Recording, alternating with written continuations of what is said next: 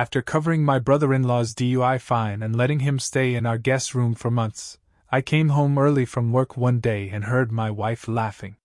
"He thinks you're just family. You're a placeholder." She didn't know I was listening. Later that night, my keycard didn't work. A new lock. A new code. And a text from my wife that said, "You were always temporary." I slept in my car for 4 days, then I did something I never thought I would. My name's Rick. I'm 39, live in Greenville, South Carolina. I've been doing HVAC work since I was 18, started my own small company 10 years ago. Just me and 2 other guys, long hours, dirty jobs, but it pays the bills. Sometimes better than that. My wife, ex-wife, I guess now, her name's Dana. She worked from home, pushing claims at some insurance company. We'd been married 11 years. No kids, though we tried for a while. Some miscarriages, then some silence, then we just kind of stopped talking about it. I thought we were solid. Not perfect, but who is? We paid our bills, laughed sometimes, watched shows together at night. I brought her coffee in bed on Sundays. I thought that meant something. Then her brother Kyle got arrested. He's the kind of guy you avoid at family reunions. Loud, always smelling like weed and cheap body spray. He's a few years younger than Dana, never could hold down a job. Had this look in his eyes like the world owed him something. One night he blew a 0.16 after speeding through a stop sign. Totaled his girlfriend's car. I remember Dana crying while telling me about it. Said Kyle had no one else. That he was scared. That he needed help. I didn't want to help him. But I helped anyway. I paid the $3,000 fine. Let him move into our guest room. Just for a couple weeks. While he got his act together. He never left. Weeks turned into months. He took over the living room, watched my TV, ate our food, used up our hot water. I started coming home later, staying at work longer just to avoid the tension. Every time I brought it up, Dana snapped. "He's my brother," she'd say. "He's not just gonna disappear. He needs support." "Yeah?" I said once. "Then he should be doing something to earn it." That got me the cold shoulder for 3 days. It wasn't just about Kyle. It was about how Dana started treating me. Cold. Distant. We stopped touching. I'd sit beside her and feel like I was a stranger in my own house. Last August, it all broke. I finished a job early that Thursday. Some guy in Taylor's had a busted AC. We wrapped it up by 12:30. I figured I'd surprise Dana, maybe grab lunch. We hadn't done that in months. I got home around 1:15. The door was unlocked. I walked in real quiet. Habit, I guess. I wasn't trying to eavesdrop. I was just moving through my house. Then I heard her laugh. A real laugh, the kind I hadn't heard from her in a long time. That caught me off guard. I froze in the hallway. She was in the living room. I could hear both of them, but I stayed out of sight. She said it like it was nothing. Like it was a joke. "He thinks you're just family. You're a placeholder." And Kyle, his voice low, almost smug, said, "He'll be gone soon." I felt something cold crawl through my chest. I didn't even react. I just turned and walked out. I drove around for hours that afternoon. Didn't even know where I was going. Just ended up down by the river, parked near the old train bridge. I sat there watching the water until the sun started to dip. At 7, I drove back home. Tried my keycard. Nothing. Tried the keypad. Code didn't work. I stood there, staring at the front door, when my phone buzzed. It was Dana. Her message said, "You were always temporary." That was it. No call. No explanation. Just that. I didn't knock. I didn't beg. I walked back to my truck and drove to the church lot down the road. Slept there. I stayed in that truck for 4 nights. No shower.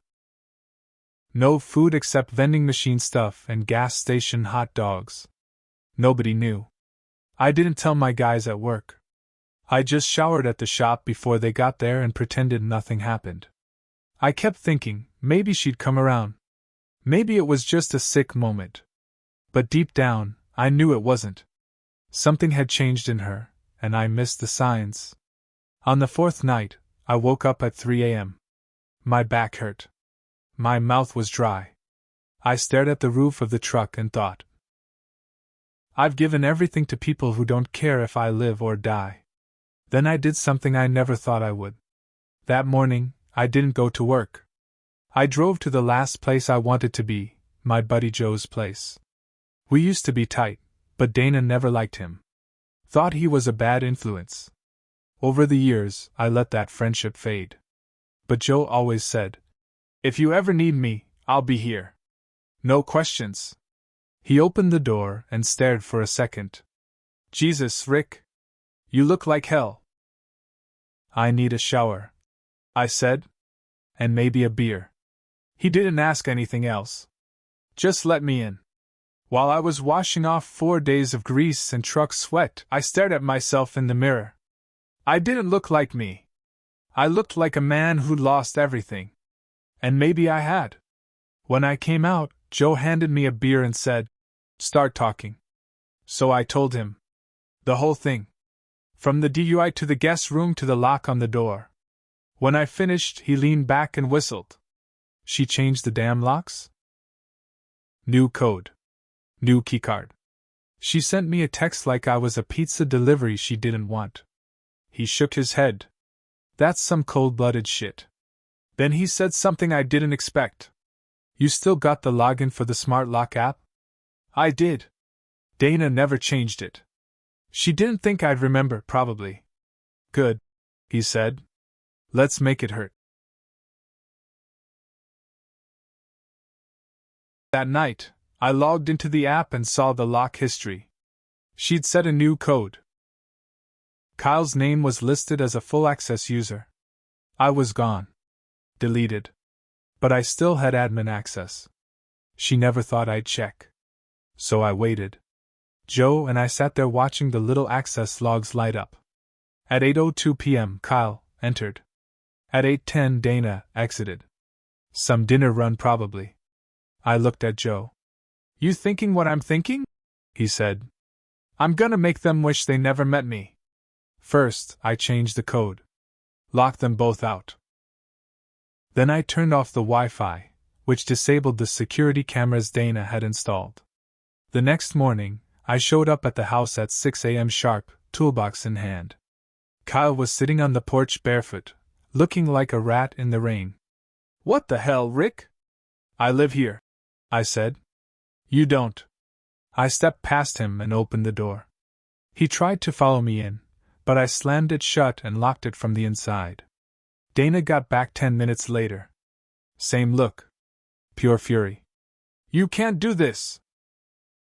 I laughed, not because it was funny, but because I finally saw her clearly. This house is in my name. I paid the mortgage. You locked me out illegally. Call the cops. Go ahead. She didn't. She just stood there, seething.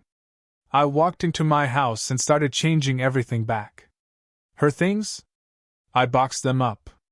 Every last bit. Kyle's crap? I dumped it on the lawn. Shoes, Xbox, that stupid muscle milk powder, everything. Joe showed up in his truck to help. We left the boxes out front and watched from the garage. Kyle screamed like a child. Dana tried to look composed, but her face was shaking. They had nowhere to go. I knew that.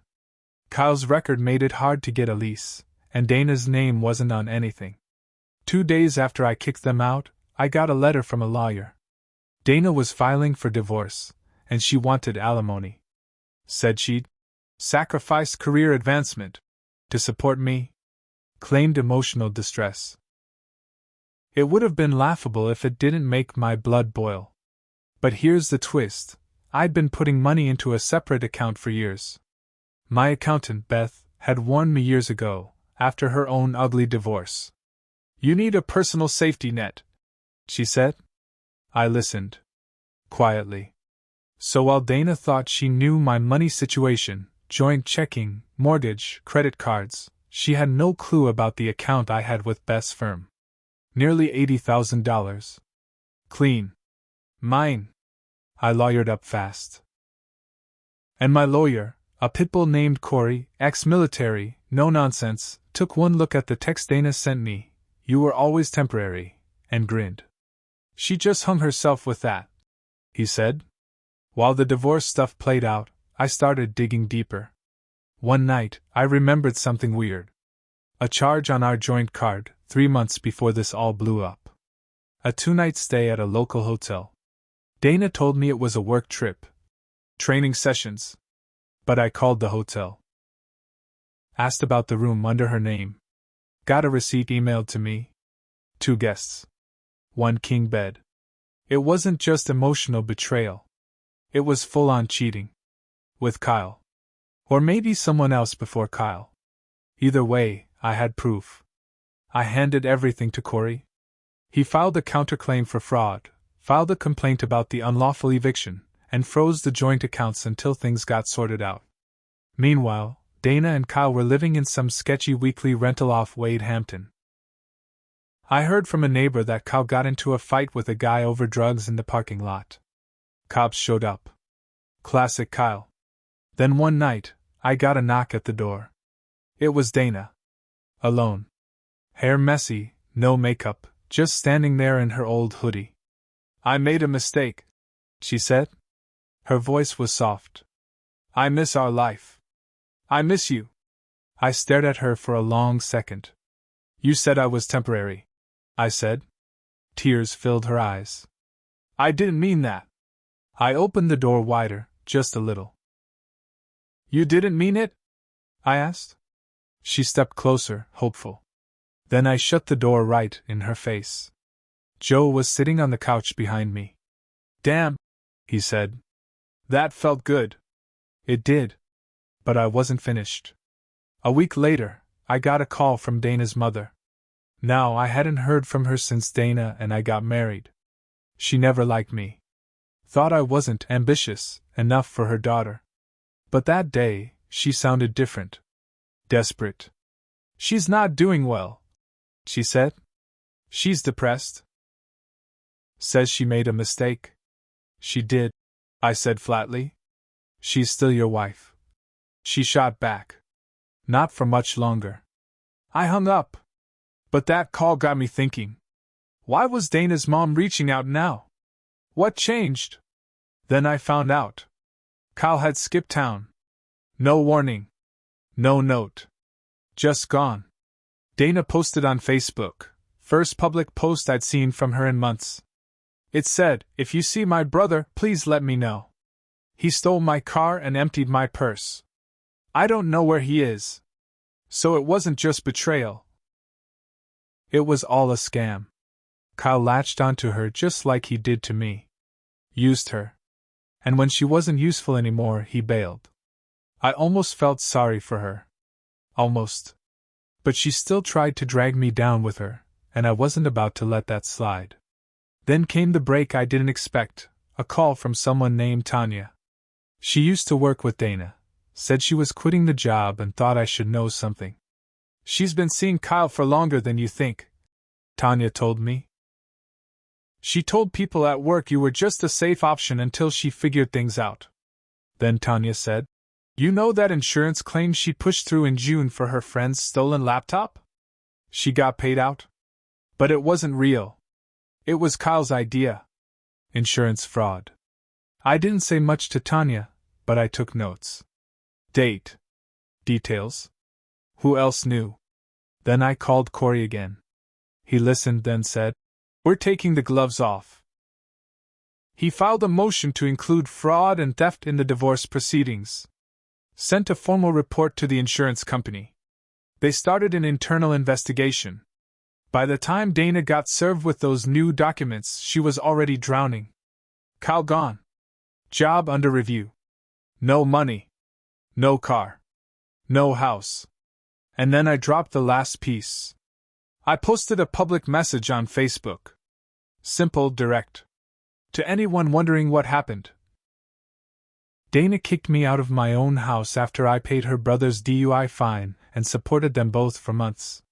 She changed the locks, called me temporary, and cheated behind my back. Then he robbed her and disappeared. Actions have consequences. I didn't tag her. Didn't need to. Word spread fast. By the next day, people were unfriending her. Mutual friends stopped replying to her posts. Her reputation, at least what was left of it, was gone. 3 months after I posted that message, everything hit rock bottom for Dana.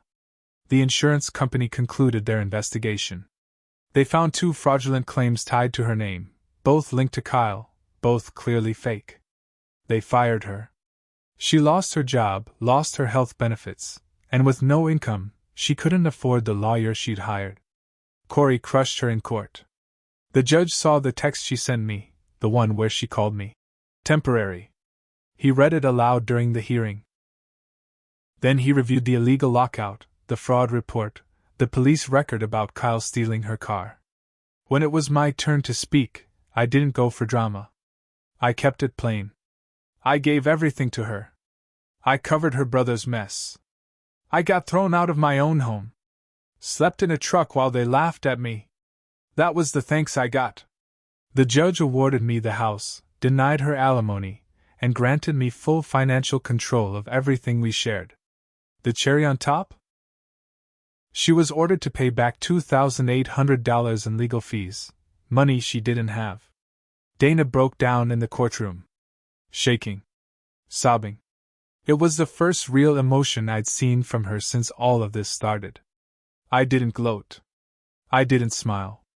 I just walked out and never looked back. But I'd be lying if I said I didn't feel a sense of justice.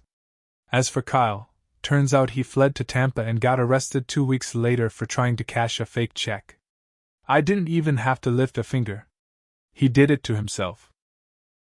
I drove past the old weekly motel one day just to see if she was still there. Her car was gone. The place looked emptier somehow. I don't know where she went. I don't care. What I do know is this: I wasn't perfect. I ignored red flags. I let things slide. I gave more than I should have. I didn't speak up when I should have pushed back. That's on me. But I learned. Now I live alone in a house that feels quiet, but honest. I reconnected with Joe.